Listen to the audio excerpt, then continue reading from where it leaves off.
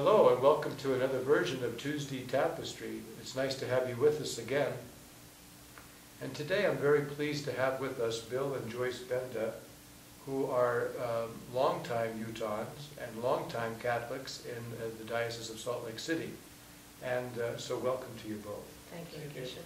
Today we're going to talk about the sacrament of marriage. Of course, this is something that's quite prominent in the headlines these days, the sacrament of marriage, the institution of marriage, how the institution is changing in our society, how gender roles are changing, and it gets quite a bit of press. We thought it'd be important for us to spend some time talking about marriage, the sacrament of marriage, and how the Church sees marriage. Of course, marriage is one of the 7 sacraments, and so it's a very important sacrament. It's a very important part of our church life. And so many of our Catholic people are married and living out the sacrament of their marriage. And that's why it's so good to have you, Bill and Joyce, with us today. Obviously, you would speak about it in a way that I could never speak about it. The Church, of course, sees marriage as a sacrament. This means that Jesus Christ is intimately involved in the sacrament, that Jesus is present in the sacrament, and that it's something that gives grace to the participants in the sacrament, those who celebrate it.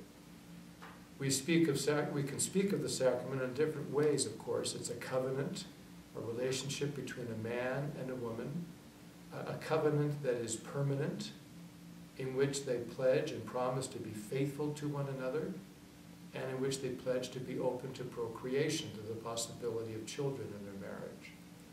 And so these are what we might call the marks of a Catholic marriage: permanence, fidelity, and procreation. And of course, like any sacrament, it's a sacrament that gives grace. It gives special graces for those who are participating in it. So for example, at the Eucharist, we're given the grace of being nourished. The sanctifying grace of the sacrament nourishes the faithful. And we are fed with the body and blood of Christ and with the word of Christ. In the sacrament of marriage, we see that the couple, the husband and the wife, the man and the woman, are invited more deeply to be in love with each other, and their love of Christ, Christ's love for them, and their love for each other all comes into one sacrament. And Christ assists them and supports them in helping them to grow closer together. So this is a very beautiful sacrament, something that unfolds throughout a lifetime. It's something that is expressed beautifully in their children and their grandchildren as God continues to bless the couple. And so I thought maybe we would just speak with you now with that little introduction, Bill and Joyce, and just talking a little bit about, well, let's just get maybe to get to know you a bit. I've met you before, but it's nice to see you again. But how long have you been married, and how many children do you have, and things like that? Well, we have been married since 1960. Oh, congratulations. So that makes how many? 52 years. 52 years, right?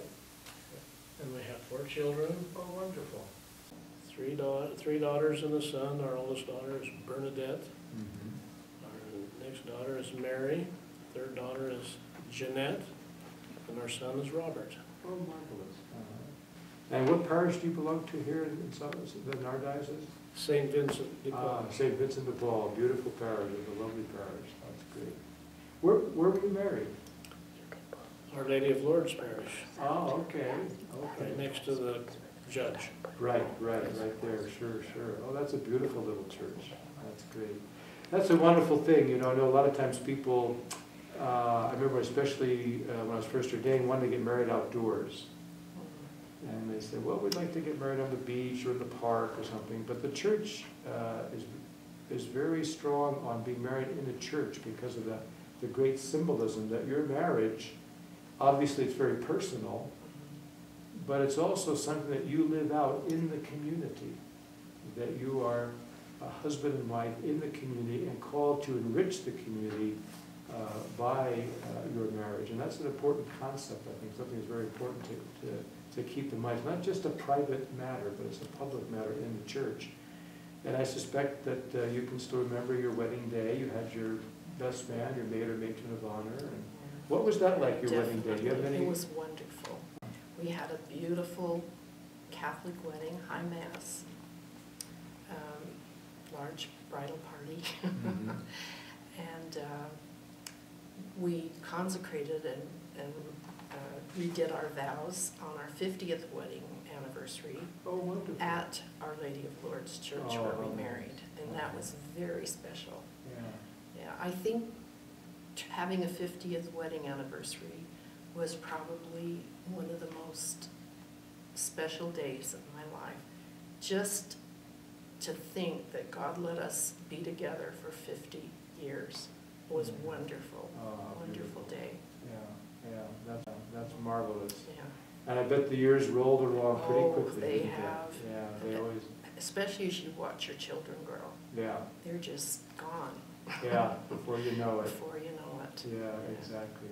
But how beautiful to have gone back to the very church where you were Oh. married. And again, that gets back to the importance of that, the symbolism of the physical church building, which is where the people of God come to worship, and where you had your marriage. It's a reminder, a tangible reminder of the church, of God's presence in your marriage, and of all that. You know, obviously in our country you could get married civilly. You can get married in the Catholic Church or another church. You could not get married at all. How has faith played a role in your marriage? How can you, I know it's not easy to talk about, but how has faith made a difference, do you suppose, in your marriage? Well, I think Bill and I came together by God's grace in a special way. We met at Our Lady of Lourdes Church.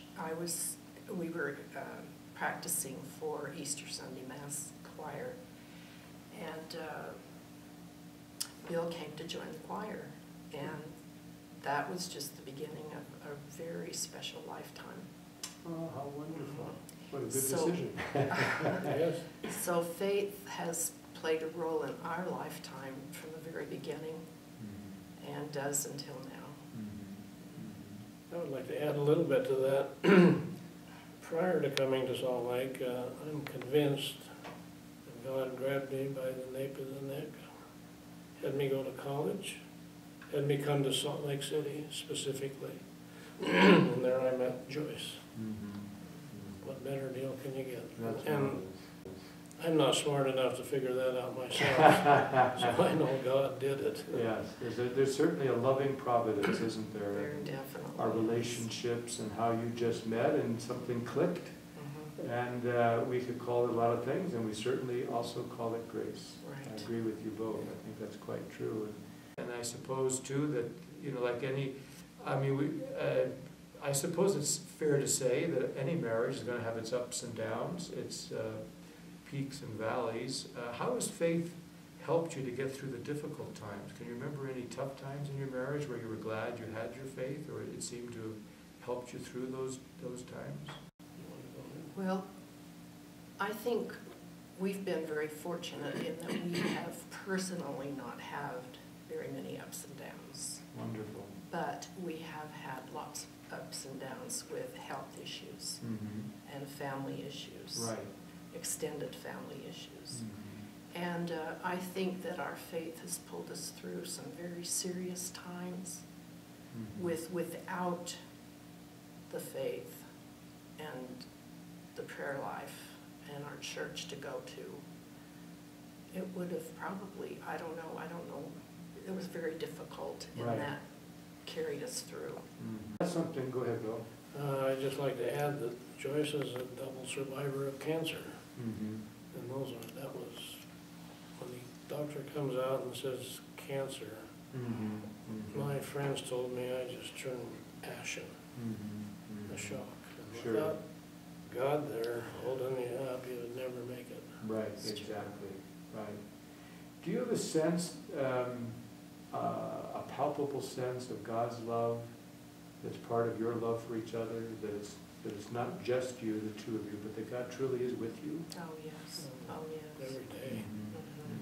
That's Yeah. Every beautiful. day. Yeah. Yeah, that's something I think is so profound about the sacrament of marriage, that God is constantly making himself present to us in a variety of ways. But in the sacraments, of course, is the most profound way. And in your sacrament of marriage, to be one with God is really a great grace, really, that, you know, you see as you forgive one another and grow in love deeper and deeper with one another, and as you understand each other more, it's also an insight into Christ. Christ helping you to understand. When we say God is love, and you say, well, we've been married for 52 years, we know about love, we know about God. So there's a very direct connection there. There is definitely a connection, and we feel it. Mm-hmm. We know it's there. And you go to Mass together, you pray together at home, Exactly. grace, the rosary, whatever it may be. I would think that that's an important support to your faith, to have your spouse sharing your faith and praying with you. There's another aspect of the prayer too. We give each other space. And so I'm sure Joyce has her own personal prayer times as well as I have my prayer times. So not only together, but individually. That's a very good point you bring up, the respect for one another, in each other's space, as you say, is an important part of marriage. It's not about me, it's about us, and we're constantly giving. And I'm sure there are times when you'd want to do your thing, but you say, no, you know, this is, we need to talk, we're doing this together, we're not two but one, but I like that image you bring, but that you can at the same time respect your individual need to pray, say, or to be quiet or whatever. Or to play golf, or That's to play right. bridge. To You know, play, we don't always do everything together. Right. But we allow each other, permission to do what you want. Sure, that's right, yeah. But we do enjoy being together too. Of course, yeah, that's marvelous. That's so neat, and that's beautiful. And of course, to see your children as the fruit of your love, and how God blesses you with them, and have your family, growing in God, age and wisdom and grace must be a great thing. Now, married 52 years, what is, as you've been married for so long, is it fair to say that you still find new life in your marriage, that it's still exciting and life-giving and fresh for you? Every day. It really is. It really is. If Bill goes away for whatever reason, and I know about the time he's coming home, I start watching and kind of getting a little excited to know he's coming home. Right. You know, it's just, I don't know, it's almost like a fairy tale. Yeah, that's beautiful. And it's a lot of work too, though. A lot of work. I'm sure you both had to sacrifice over the years. It doesn't come easy. I always say we have to give 100% each, not 50%. That's a beautiful image, yeah, exactly. I know that you strike me as people who are very kind and respectful, and you probably don't see yourselves as dishing out advice, but let me put you on the spot. If you were talking to a young Catholic couple contemplating marriage, would you have any advice for them as they're looking ahead to their lives together? Would you say to them, whatever happens, don't forget what? My main thing is what Joyce just commented on. You have to sit back and realize that marriage isn't a 50-50 deal. You do everything you can to make your spouse happy, and your spouse does everything they can do to make you happy. That would be a big one. And of course, pray a lot. Pray a lot. How about you, Joyce? Anything? I think it's important that, well, first of all, that you marry in your own faith. I think that's a very important issue. I also think that it is important that you know the person that you're marrying as well as you can. I know before we were married, we discussed issues that didn't come up in our married life for maybe 20 years. But when they did, we knew how the other person felt about it. So we spent a lot of time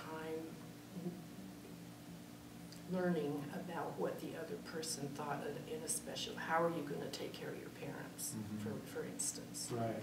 You know, and how are we going to raise these children that God gave us, beautiful children. We did a lot of that, so we were able to smooth over some of those things, I think, before we were even married. That's So I beautiful. would say, really know who you're going to marry. Presence, time, prayer, commitment, sacrifice. These are the words that I'm hearing you both speak about and that have really stood the test of time. And with Christ Jesus with you, you certainly have lived out your sacrament in a very beautiful way. And I know that you have really been an example, a good example, and inspiration to many in your parish and in our diocese. So I just want to thank you both for sharing your thoughts with us today. I want to let you know how grateful we are to you both and wish you well. And as you continue to grow deeper in love with each other, and congratulations and thank you for the witness that you give to the sanctity of married life and to the beauty of it and to the grace of it. Well, thanks for joining us today, and I said thanks to Bill and Joyce for sharing their thoughts with us, and we pray that all those of you who are contemplating marriage, you're in our prayers.